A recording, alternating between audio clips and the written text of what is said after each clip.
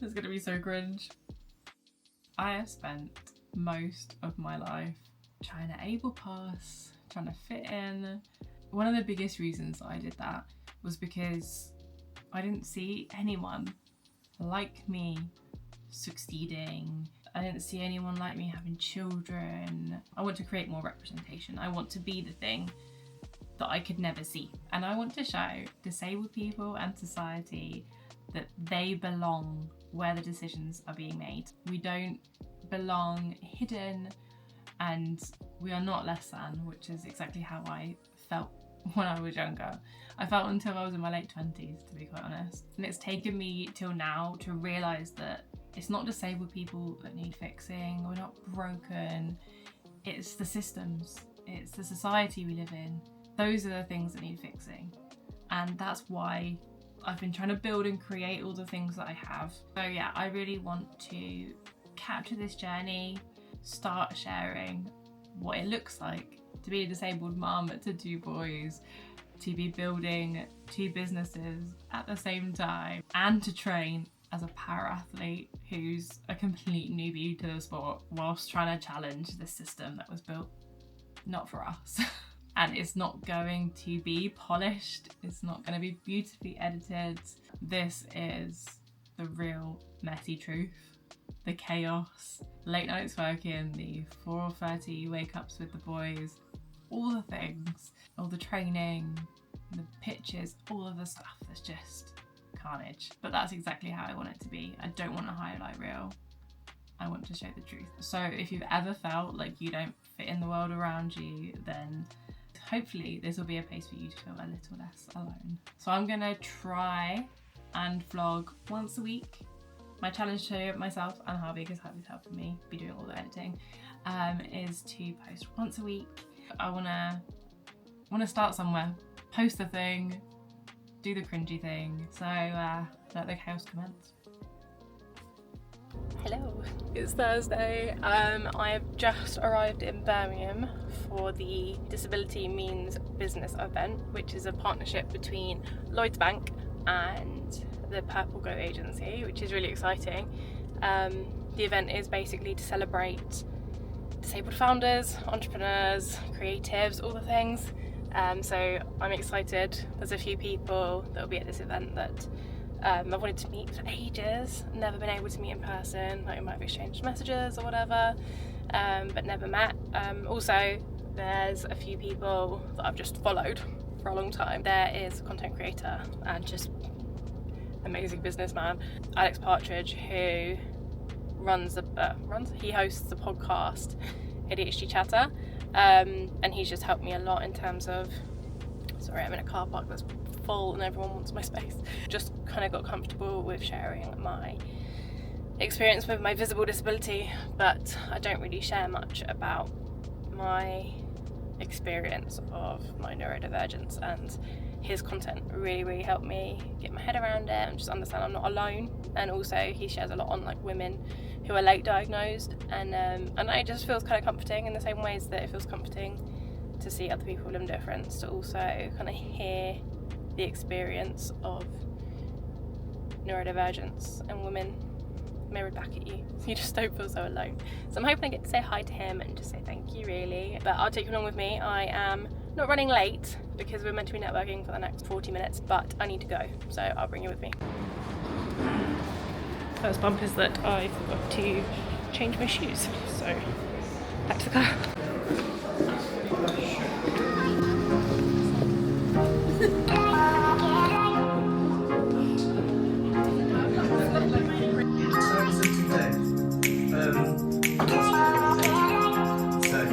Just like in a lot of other conversations, disabled people, I think, have been left out.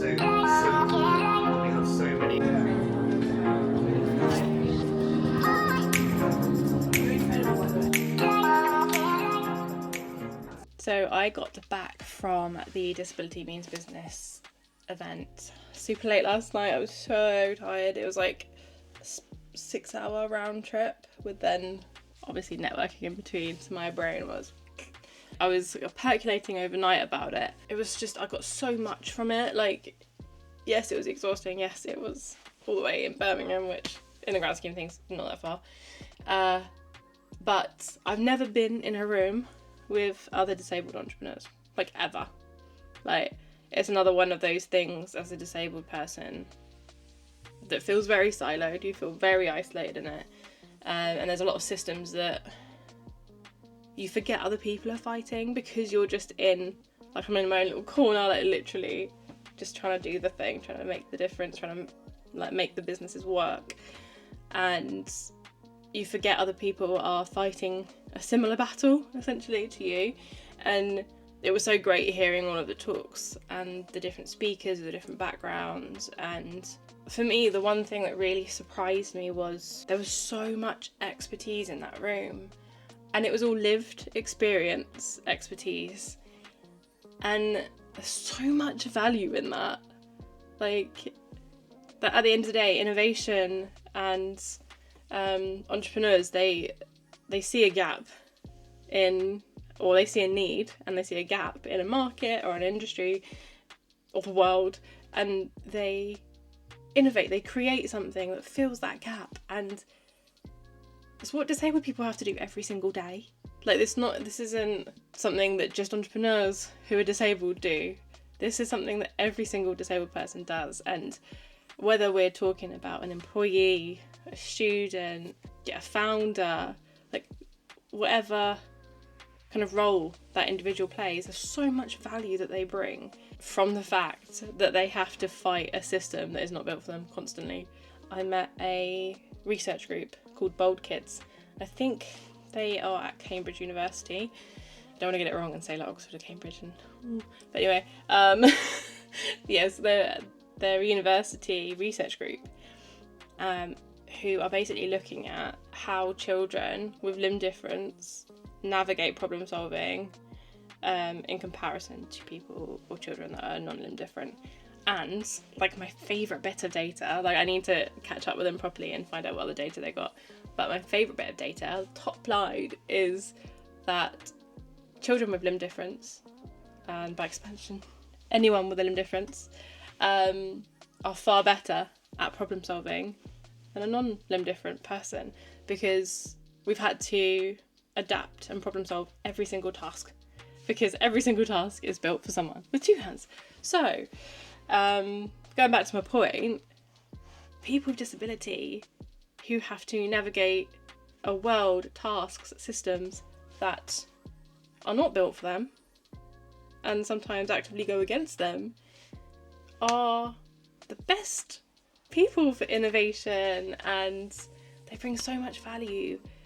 And in a world where, like, I do think value is shifting from degrees and education to a real world experience, I just wish more people acknowledged this side of it, because I think people see disabled individuals and they assume that like we're trying to extort the system and be really lazy and kind of basically sit back and receive all of the benefits, get the car, but actually that's not the case.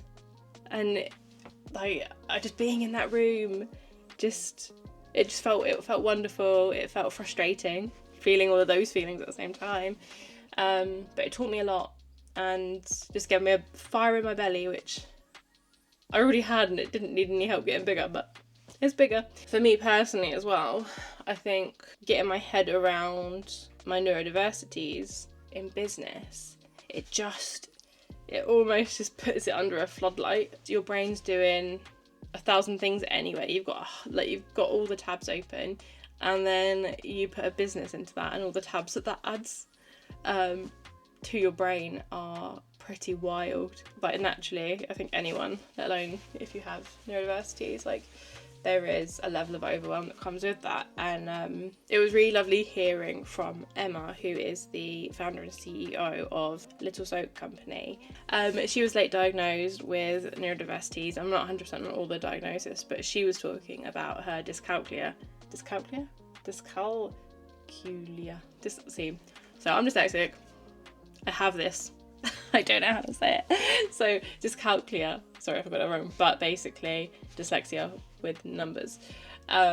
She has that, as do I, and like I can't read long numbers. So for me, the thought of going on something like Dragon's Den, and like I might know all my numbers, like I might know how I got to that number, I might have created my cash flow sheet, but to be able to articulate that to like a board of dragons and then repeat those numbers and then get questions and repeat them again, like you'd lose me. Like I would not get investment just because I'd be like, you don't know your numbers, and I'd be like, I actually do, I can't get them out of my mouth. So she was talking about that, and she said essentially the same thing. Like they always want to talk to the founder, like if you're talking to investors, if you're talking to banks about loans, anything to do with finance, like accountants, like they always want to talk to the founder about money, about numbers. And she's like, it's just like, that's the one thing she's like I should not be doing. And for me, I feel the same. So she made the point that the first person that she recruited for was someone to support with finances. And yeah, like for me in my stage with Limb Match and I Am Possible, it feels that's right for me too. Like I need help with that. So it was just really good to hear another founder who's got a successful business. Like sounds like a little soap company did amazing, especially over COVID. Like apparently she had like phone calls from all of like the big like superstores saying, can we get some of your soap, because there was no soap because of COVID. It was so great to hear from her and just hear her story and understand kind of what she outsourced first to support her business and her neurodiversities. I think it just really helped me, and one of my missions going into next year is going to be get in more of those rooms, like as many of those rooms as I can. I think it's just so valuable, and just in the same way as it's valuable to get disabled people together with shared experience. Like whenever I go to an event that's focused on limb difference, it's invaluable to me. So that's a goal for next year. And the other cute thing I got to do was they had a Christmas market just outside the Lloyd's headquarters. It was beautiful. Like I really wanted to spend more time there, but obviously, like I said, it was late. So I had a little nose. It got me in the Christmassy spirit. It was lovely. So yeah, I'm back home and I'm ready to get into the Christmas spirit. So we're gonna go today and we're gonna get a Christmas tree. I can't wait.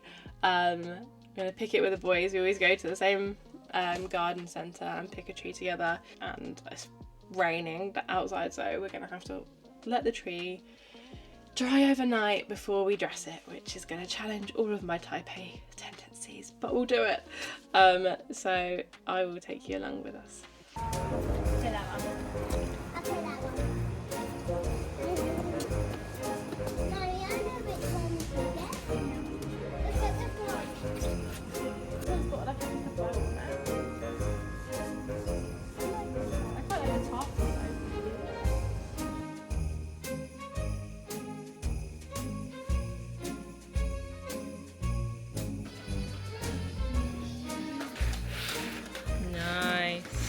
So Christmassy, right?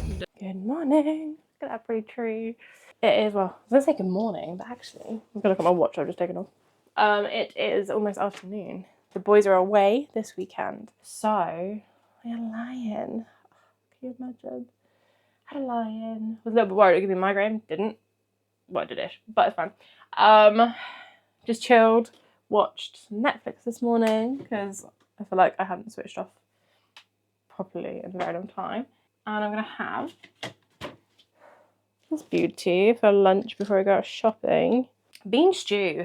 Trying to be better, because before I would have headed out with my gym bag and not eaten. Not been prepared and taken ages to pick it because I'm trying to be healthy. I'm going to head to town. Got a few bits to get, and we're going to do a little evening of Christmassy like wrapping, and we'll have some Christmassy snacks. Get a little bit of mulled wine or something. I'm having a bit of a girly day. Harvey's doing football things, so I get a girly day. Go shopping, go to the gym.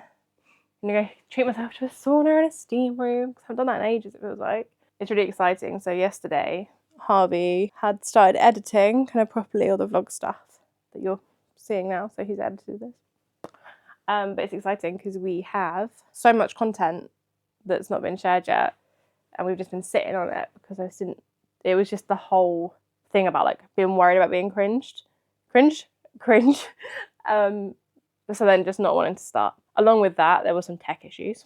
It was too hard for our computers to keep up with how good the DJI is in terms of quality. So all of our laptops are just dying.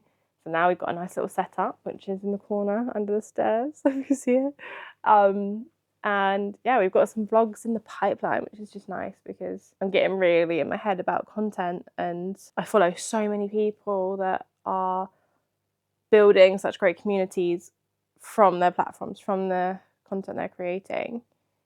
And it's just this stuff, it's just getting going, it's just posting the thing. Yeah, so I'll take you along with me for a little bit of Christmas activity. Au revoir. So I have not even been to the gym yet. It is almost 4:30. I've got, sometimes I forget when I go shopping by myself the pain that comes with one-handed shopping. Like the amount of stuff I'm carrying right now. I've got some Christmassy snacks because I'm going to do some wrapping tonight, and decided to get myself a new sellotape holder because also with the new nails, it's not a vibe picking sellotape, and the negotiations of wrapping paper, sellotape, one hand, all the things. So I feel more prepared this year. She made it. Did all the shopping, did the gym, got all the things for Christmassy night, and I'm keeping on top of life right now, which is very rare, especially at Christmas. It's weird how this time round, like every time I get injured, it sounds like I'm always injured, but like obviously my body's doing things it's not done before or done in a while. At first I was like, it just threw me off. I couldn't think of anything else to do in terms of training except for what I couldn't do. Whereas now, like I've just done a really heavy session. I was able to do so many other things and just get my head down and do the cardio and do the lifting without even thinking about it. And it's like, it's just such a different situation to when I first started in Taekwondo. It's funny how you just learn things as you're going, and being an athlete teaches you so much about yourself. I feel like 90% of it is not physical, it's all mental. And I feel like the mental side of it for me is switching. I feel like I've earned my dinner. I'm going to go and enjoy.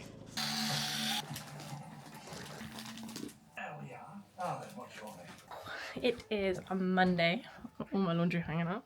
We're keeping it real. And